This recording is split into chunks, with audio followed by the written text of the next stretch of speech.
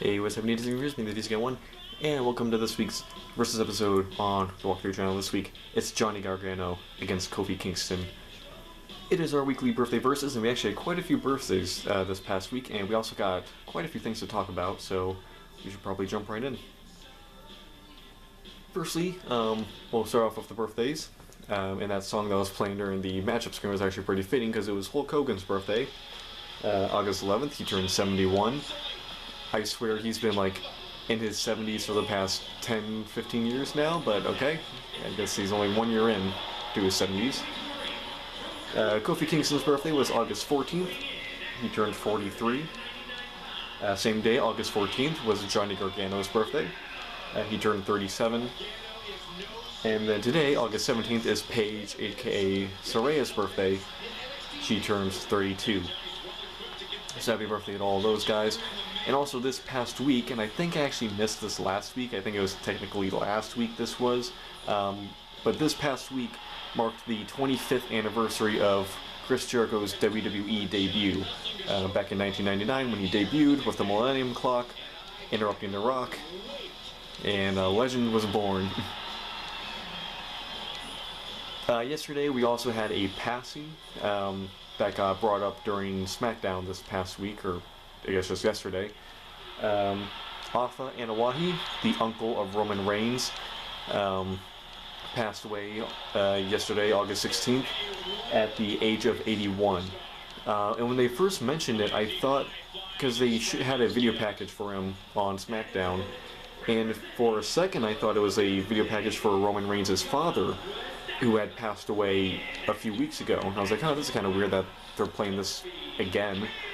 But no, it was Roman Reigns' uncle, meaning it's the brother of the one who passed away a few weeks ago. So the Anawahi family has now lost 2 members within less than a month.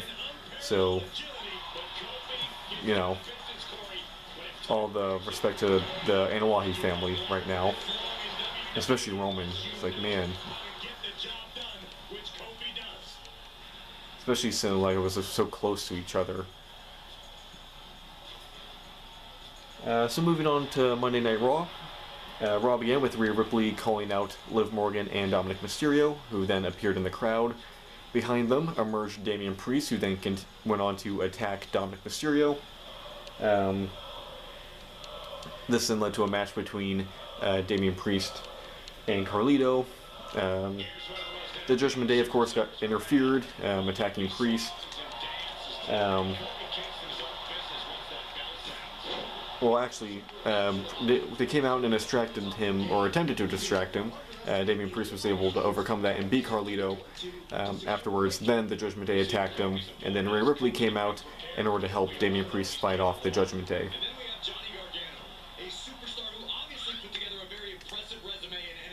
Ow. Oh no. Ow. He's already busted open? We're not even like a minute into the match. Ow. Johnny. No, not Johnny.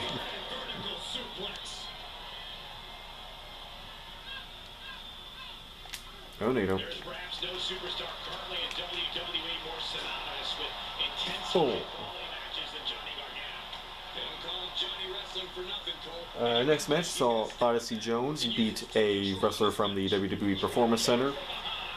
This then led to Karrion Kross coming out and basically implying that Kofi Kingston was trying to replace Xavier Woods with Odyssey Jones, which, you know, Xavier didn't seem to be buying.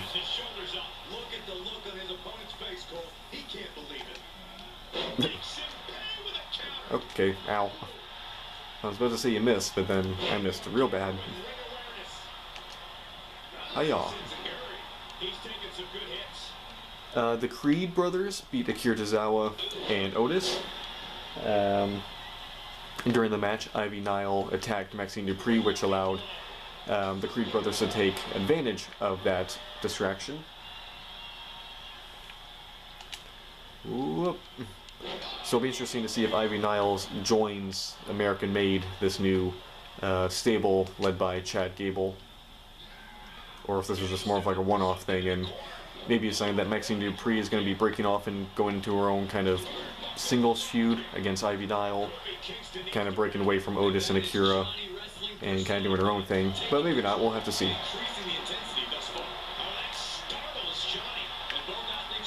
Boom.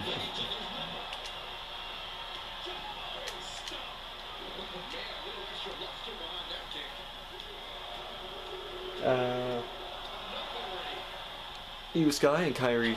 Hey. Hold on. Io Sky and Kairi Sane faced Shayna Baszler and Zoe Stark for a number one contendership match for the women's tag team titles. They were then attacked by the said champions, Alba Fire and Isla Dawn, which caused a no contest to DQ, meaning that there's no number one contender as of now. So what that probably means is that'll just be a triple threat at Bash at Berlin. So it'll be Sane and Sky versus Baszler and Stark versus Fire and Dawn. That's what I'm guessing is going to happen. That's usually how it tends to go with this kind of situation. Drew McIntyre came out, confronted Gunther and Randy Orton, who were having a standoff. This distraction then allowed Randy Orton to hit an RKO on Gunther. At the same time, CM Punk attacked Drew McIntyre from behind and whipped him with his own belt, leading to what people are believing is going to be a strap match between the two of them at Bash at Berlin, based off of a promo Punk gave later in the night. Hi-ya! Moonsault! Alright, please kick out, because we still got a lot of stuff to get through. There we go.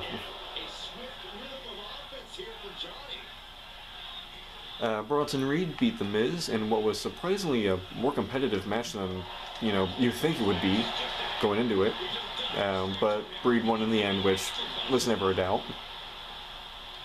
And in the main event, Braun Breaker beat Sami Zayn in a 2 out of 3 falls match to retain the Intercontinental Championship, seemingly concluding their rivalry, for now at least.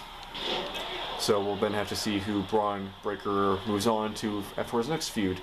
You would assume it'd be Bronson Reed, but we'll have to see if the upper office believes that Bronson Reed is ready for a one-on-one singles feud against someone who as great as Braun Breaker is, he's still pretty new to this. I think inserting him into the Zayn and Breaker feud was good because you had a veteran who could cover both of their weaknesses. Even if they don't have many, he was able to cover whatever weaknesses not only one of them had, but both of them had. Now you've got two guys who are still relatively new, with no one to cover their weaknesses, except for each other, which, they might not be the best equipped to do. So it'll be interesting to see if they end up just going straight to Braun versus Reed.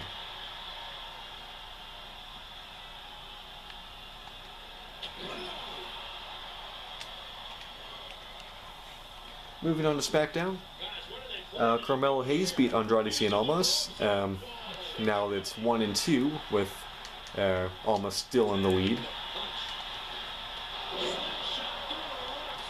Afterwards, they got into another scuffle after Carmelo Hayes continued to celebrate and taunt Andrade. Crossface. No. Bianca Belair. Or not Bianca Belair, Blair Davenport beat Naomi. I got the names messed up there. Blair Davenport beat Naomi.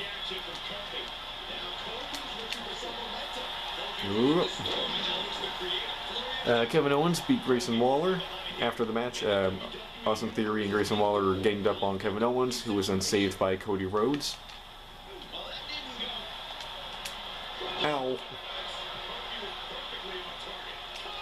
Not even a 1 count. Goodbye. Oh, super kick to the back of the head. That's not good. Hi-ya. The Street Profits beat hashtag DIY in order to get a shot at the World Tag Team titles. And then the final segment of the night was basically a repeat of the last segment of last week's SmackDown, which was Solo Sikoa coming out and calling out Roman Reigns, basically saying, "Hey, you think you're the Tribal Chief still? Come out here and prove it." That whole thing. Basically, the same exact thing happened here. Solo came out with Tama Tonga. It was only the two of them. We can assume that the other, Anoa'i family members were with family because of the passing of Alpha. Solo called out Roman Reigns. Reigns came out, beat the crap out of both of them, just like he did last week, and then put back on the Ulafala, basically symbolizing that he is reclaiming the, crown of the Tribal Chief. He then gets taken out by Jacob Fatu, and with the assistance of Jacob Fatu, the Bloodline, Solo Sikoa, and Tama Tonga are able to regroup and end up putting Roman Reigns through the announce table. So it'll be interesting to see where this goes, because you can assume where this story's going in terms of how between Jacob Fatu and Solo Sikoa. You can assume the story is going to become, someone's going to point out that Solo Sikoa can't get anything done by himself, and that he basically relies on Jacob Fatu to take out anyone, and that Jacob Fatu is more dominant than Solo Sikoa is. Is this not my finisher? I thought I had a lawn dart, super kick. Okay, so I guess it's just the cross faces. Well, I want to keep going. We'll beat up on Kofi a little more. Hopefully I don't regret this.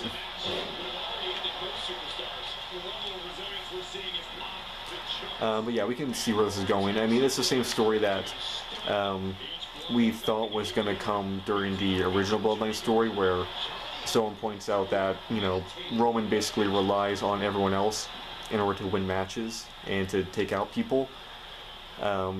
Which, leads to infighting, people being like, "You need me more than I need you," or "I'm more dominant than you are, so why am I not the one in charge?" I'm assuming that's the direction they're going to go with, Solo and Jacob, but we'll have to see.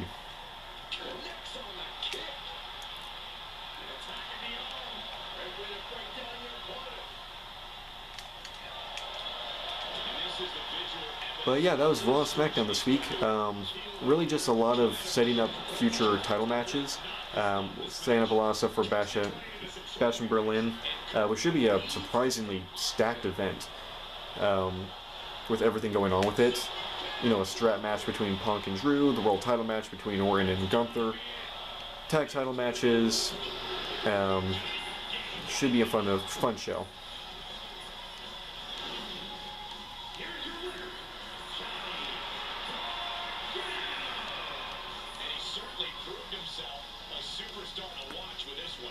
Alright, well that does it for me this week. Hope you guys enjoyed this video. Make sure to like, comment, and subscribe. I'm making videos all the time. Stay tuned for next week's Versus, and next week where we continue our Disney Infinity 2.0 walkthrough. Hope you guys enjoyed this video. Let me know in the comments below what your thoughts were on Raw and SmackDown this past week. And yeah, hope you guys enjoyed. Guy01 and Johnny Wrestling signing out. Bye guys.